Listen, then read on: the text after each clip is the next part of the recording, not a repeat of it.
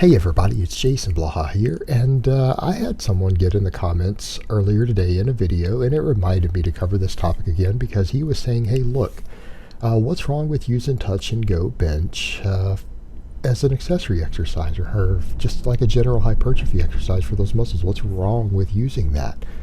A lot of very skilled lifters, very experienced lifters use touch and go bench, and they're all pretty strong. What's wrong with it? Why not use it? And that's kind of the question we come back to, not just with the bench press, but the deadlift and all these other exercises where people want to do a touch and go variation. And we're not just talking about from a powerlifting perspective, but we could talk about from a hypertrophy perspective, a safety perspective, everything else. You are more likely to get the hypertrophy that you want in the target muscle groups those two exercises work if you do them from a dead stop. You're going to have to use a little lighter weight for the same number of reps, but you have a lower injury risk. You have a lower injury risk while getting the same hypertrophy. So if that's your goals, it kind of makes sense to do these things pause because there are no actual hypertrophy benefits to doing them touch and go. A lot of people believe that there are, but the reason you're able to do more work, or the appearance of work, meaning more reps with the same weight, is because it's easier.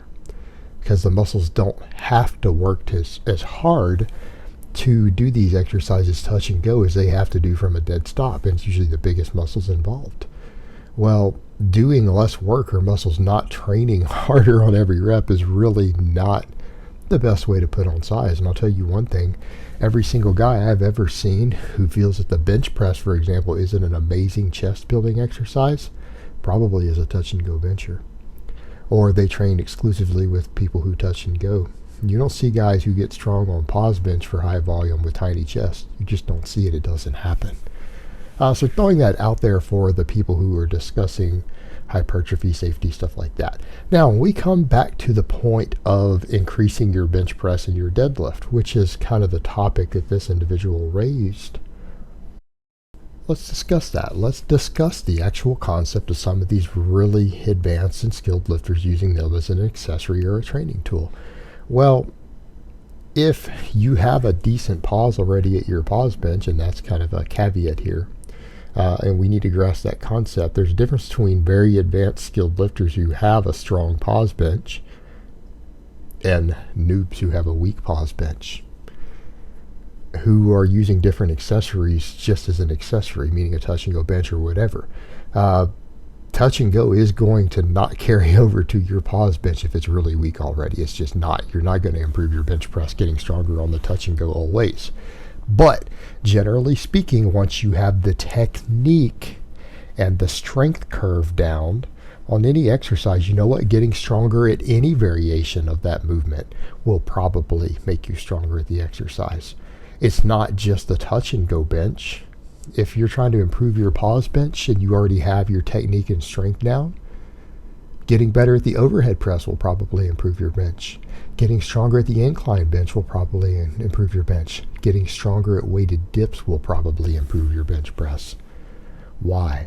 Because you're adding size and strength to all the muscles involved, or most of the major muscles involved, or some of the major muscles involved in the bench press. Now, if you make any muscle bigger and stronger, isn't that going to carry over to every exercise that uses that muscle as a primary mover? Of course it will. Of course it will. But understanding the difference between your primary exercises and your secondary exercises is a big deal here, because the same could be said when we talk about the touch and go deadlift. Okay, getting stronger at your touch and go deadlift will in many cases improve your deadlift. But you're starting every set with the first rep being paused no matter what. And if you're particularly weak off the floor, and keep in mind, everyone is weakest off the floor on the deadlift. Everyone is weakest off their chest on a pause bench. If you're particularly weak at the bottom, no, doing these things won't carry over at all. You can get stronger and stronger with the touch and go nonsense, and it's still not going to carry over. If you're not getting enough strength carry over to your weakest point, you're still going to be stuck at your weakest point. And that's always at the bottom. Meaning you have to get enough strength carry over for it to really matter. And again, if you're doing enough of these to get bigger, it probably will carry over a little bit. But here's the thing. Usually the purpose of accessory work is to break away from your primary training to do something that is maybe less fatiguing and that maybe gives your connective tissue a break so that you can work on weak points and hypertrophy and things that will carry over without further interfering with overuse, injuries, overreaching, things like that. In other words, the deadlift is very difficult, so there are a lot of different exercises we can use to build up different muscles that might meet weaknesses in the deadlift that don't beat you up as much, so therefore they make a lot of sense. But we wouldn't do a harder variation of the deadlift that makes you harder in the sense of it beats up your recovery more as an accessory. A lot of people do, and they're still successful though, by the way. But are they successful because of it or in spite of it? That's a point we'll get to in a minute. They might just be successful in spite of having done something a little bit dumb. Doesn't that happen a lot in life? In other words, haven't you seen people in life who do something stupid and they still achieve amazing success? It does happen. Doing something dumb or inefficient in part of your approach doesn't guarantee that you're not going to be the best in the world. It just makes it a little harder for you to be the best in the world if you had the ability to do so. It doesn't prevent you automatically. Now, back to that point. With the bench press, this is a perfect example. Which beats up your body more, pause bench or touch and go? Which one compresses your wrist more? Which one puts more weight on all your joints and everything for the full work sets? The touch and go bench. Touch and go bench is harder to recover from. Beats up your body a little more, doesn't it? Because you can use more weight for the same number of reps. Now, it may not recruit the muscles in the chest anymore, and it doesn't, but it does put more strain on things like your wrists, your elbows, your peripheral nervous system. So arguably, it might not be a legitimately good accessory, and it's not saying you can't go do it, but there are certainly better accessories to use. And here's my only caveat with the touch and go. People who aren't very, very strong on their pause bench, you're taking your primary exercise and you're training a variation of it that is so close that you might get the cues the same. You guys ever seen guys at powerlifting meets, maybe inexperienced lifters, do a touch and go on their bench because they forgot to pause and get red lighted? I've seen it. I've red lighted people for it. I've hit that button on people at meets for it. It's because someone did way too much touch and go bench without perfecting their pause bench. Then they get to competition. What happens? They mess up. I'd recommend, if you want to try to work on the stretch reflex, which was kind of the point this person made, there are better exercises to train the stretch reflex in your chest and touch and go bench press. So if that's your goal, you want to do the stretch reflex for more chest size, why don't you use a dumbbell? Why don't you do band work with overspeed eccentrics? There are way, way, way better tools out there available for you to use for that purpose. So from that perspective, it's not necessarily your most ideal tool. Why risk training a motor pattern that's going to mess you up in competition? I don't get it. I don't get it at all.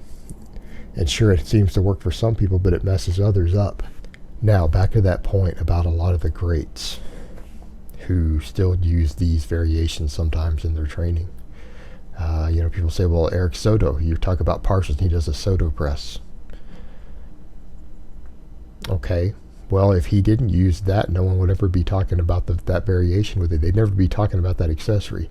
And here's the question I would ask you. How do you know he wouldn't have the same bench press if he had chosen a different accessory? How do you know he wouldn't have been 5 pounds stronger on his bench press when he broke that world record? What if, for an accessory instead of that press that he liked that was famously named after him, what if he had used the closed grip floor press instead? Do you think his bench would have been any less? I don't think it would. Do you think there's any possibility? Maybe had he picked a better accessory because of his genetics and drug stack and work ethic and all those years he put in reaching it, how do you know he wouldn't have been 1 pound better with a different accessory? How do you know his 723 bench might not have been 724? How do you know that? People assume that because someone is amazingly great at something that every single detail of what they did was the best choice. Might not have been.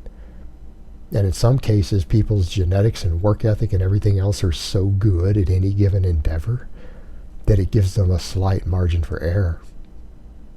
Because you know what? There are plenty of people who did everything perfect who will never ever bench anywhere close to what that man benched.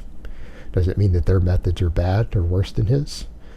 No, it means they didn't put in the same number of years under the iron with his genetic gifts and his drug stacks and everything else. That's all that means. It doesn't mean what they did was worse. They just didn't have the same potential that man did. Same thing with someone like George Lehman. Put in perspective, George Lehman was stronger as a teenager than the vast majority of us out here who train and strength train will ever be in our entire lives. All right? I want you to think on that for a moment. Do you really think his knowledge was that vast as a teenager, or do you think he just trained heavy as hell and had amazing genetics for strength? You really think his choice of deadlift exercises is the reason, the fact he did a bunch of touch and go deadlift? Do you really think that's why he got that strong? Or do you think guys like George Lehman are just genetic freaks who have an unusually high work ethic to match with it? That's what it comes down to. And that is also another point too. Sometimes sheer hard work and tenacity, when you're doing stuff less than perfect, will sometimes trump someone who does everything perfect but is a little lazier. Real shit right there. Alright guys, but that's really all I have to say on that today. I hope it's been informative, and I will talk to you guys next time.